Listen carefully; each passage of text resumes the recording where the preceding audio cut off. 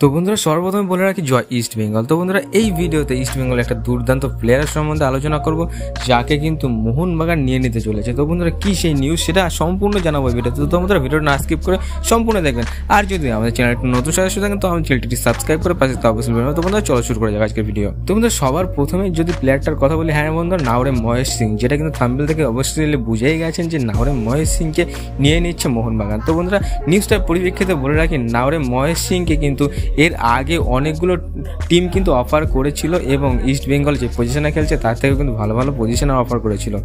হ্যাঁ বন্ধুরা, তারপরও কিন্তু আরেকটা যে নিউজটা বেরিয়ে চলে আসছে, মোহনবাগানও কিন্তু নাওরে মহেশ সিংকে একটা অফার করেছিল তার দলে এসে খেলার জন্য, কিন্তু বন্ধুরা সেই অফারটাকে কিন্তু প্রত্যাখ্যান করেছে। এইরকম কিন্তু একটা নিউজ বলে দিয়েছে ইস্ট বেঙ্গলের কোচ কার্লোস কোদ্রাত।